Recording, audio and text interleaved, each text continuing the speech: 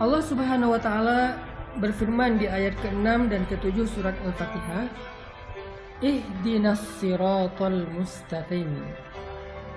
Tunjukkan kami jalan yang lurus. Tunjukkan kami jalan yang lurus.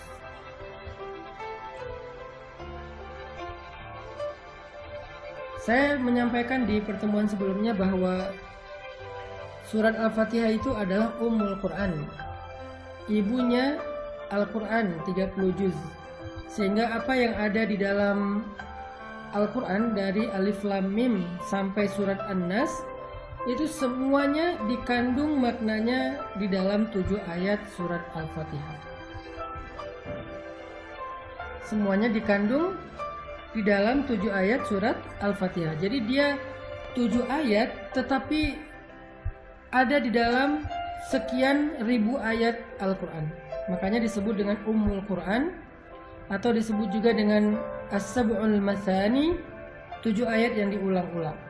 Salah satu di antara makna 7 ayat yang diulang-ulang, selain diulang-ulang di dalam sholat, juga berarti diulang-ulang penjelasannya, diulang-ulang pemaknaannya di dalam ayat-ayat yang lain di seluruh ayat Al-Quran. Ini ajaibnya surat Al-Fatihah. Makanya saya selalu bilang, siapa yang membaca surat Al-Fatihah, maka seperti membaca 30 juz Al-Quran. Keutamaannya kayak gitu. Termasuk ayat ke-6 ketika Allah berfirman, Ihdinas siratal mustaqim. Tunjukkan kami jalan yang lurus.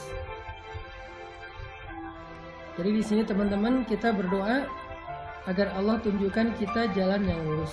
Kita minta, ya Allah, beri kami petunjuk. Tunjukkan kami jalan yang lurus. Gimana caranya kami hidup? Gimana caranya kami mengisi hari-hari kami? Gimana caranya kami bisa pulang kepadamu dalam keadaan selamat? Gimana caranya agar kami bisa sampai kepada Engkau? Gimana caranya agar kami tidak salah jalan? Tunjukkan kami jalan yang lurus. Apa pelajarannya di sini, teman-teman?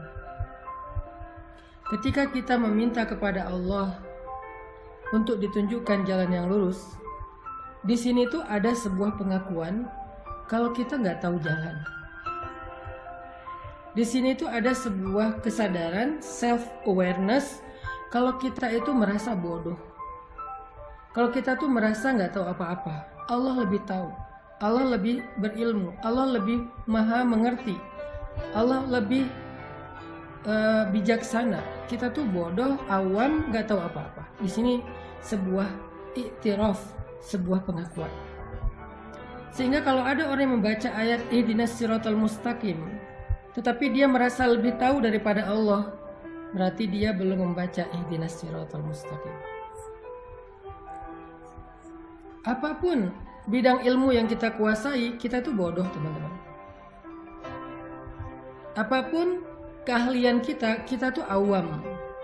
Jangan ketika kita diberikan sedikit ilmu oleh Allah, menjadi seorang saintis, menjadi seorang dokter ahli, menjadi seorang profesor, menjadi seorang konsultan, dan seterusnya, kita merasa lebih tahu daripada Allah. Itu enggak Ihdinas siratal mustaqim. Ketika kita menjadi seorang desainer, kita merasa lebih tahu fashion pakaian yang lebih baik daripada fashion style yang Allah udah jelaskan di dalam Al-Quran. Itu enggak Ihdinas siratal mustaqim. Orang yang benar membaca Ihdinas siratal mustaqim itu ketika dia baca Ihdinas siratal mustaqim, ya Allah tunjukkan kami jalan yang lurus, pada saat yang sama dia ngerasa bodoh. Dia ngerasa nggak tahu apa-apa. Dia ngerasa nggak ngerti apa-apa. Dan dia jujur minta petunjuk dari Allah, yang kalau Allah beri petunjuk dia akan ikuti. Itu baru benar membaca Al-Fatihah. Itu baru benar membaca Ihdinas siratal mustaqim. Tapi kalau dia baca Ihdinas siratal mustaqim, ya Allah tunjukkan saya jalan yang lurus, lalu Allah tunjukkan jalannya tentang masalah finansial, Bisa jadi kita seorang konsultan finansial. Bisa jadi kita seorang ahli ekonomi. Bisa jadi kita seorang bankir. Bisa jadi kita seorang misalnya trader yang main saham dan seterusnya. Kita baca ihdinas siratal mustaqim, lalu Allah tunjukkan petunjuk. Allah tunjukkan jalan yang benar dalam masalah finansial.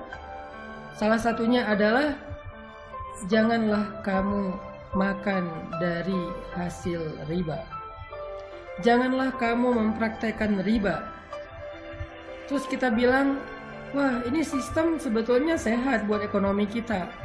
Sebetulnya sistem riba itu nggak murni bermasalah sih, secara finansial tuh bagus, asalkan kita bijak mengelolanya dan segala macam. Berarti kita belum membaca ihdinas siratal mustaqim. Berarti kita belum benar-benar menyadari kalau kita tuh bodoh, Allah lebih tahu.